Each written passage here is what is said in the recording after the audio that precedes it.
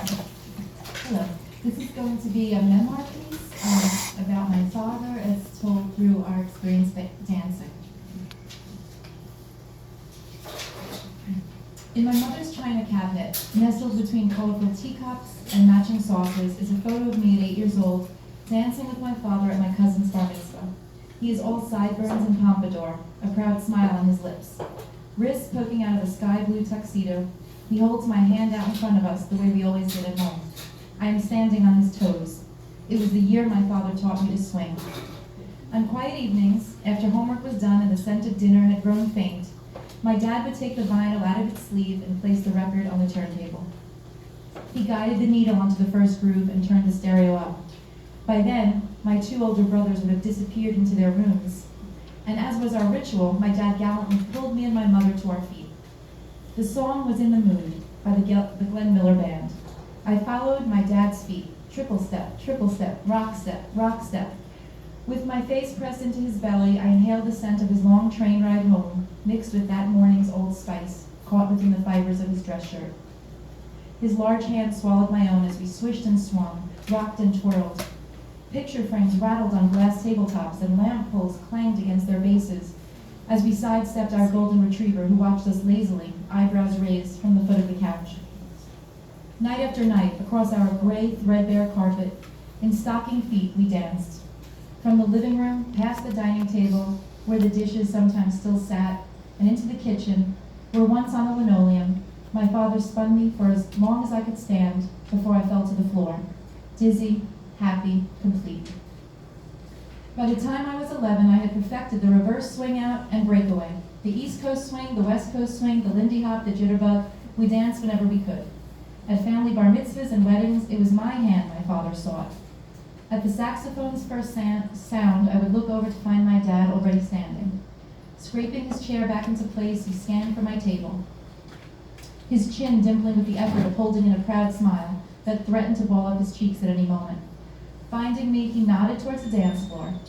Resplendent in his new black suit and bronze from another summer sitting with the neighbors on his front porch in Brooklyn, you would never guess that underneath fine summer wool, his body was scarred by heart and carotid artery operations and bypass surgeries too many to count.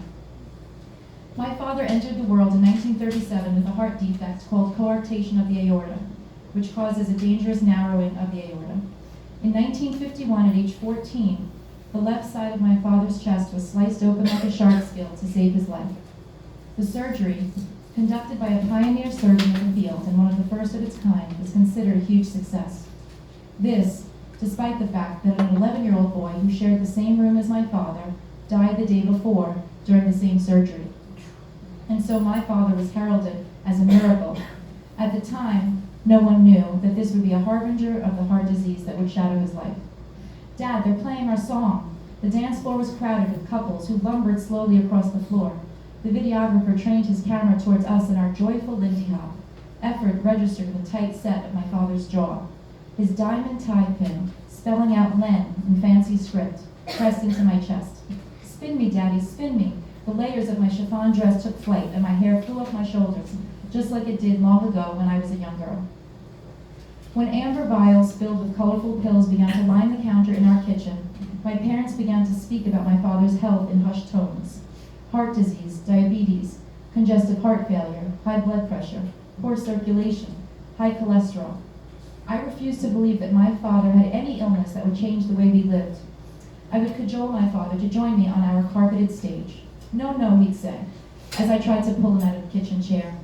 Not tonight, I just don't have it in me. Just one song, Dad, just one. His smile was resigned. Give me a minute, he said. He'd sigh, neatly folding the evening paper next to his insulin needles and medicine bottles, all pretty on the kitchen counter. He'd remove his glasses and his eyes, no longer magnified, looked tired. Finally, he'd let himself be pulled up out of his chair and led by the hand into the living room, where he'd press play on the stereo. Soon my father could no longer dance more than about 30 seconds, and by then he simply raised his arm, and I would spin myself around him like the earth circling the sun. I was already a mother to 3 children when I helped my father stand up from his hospital bed, his gown gaping to reveal legs that were widest at the kneecaps.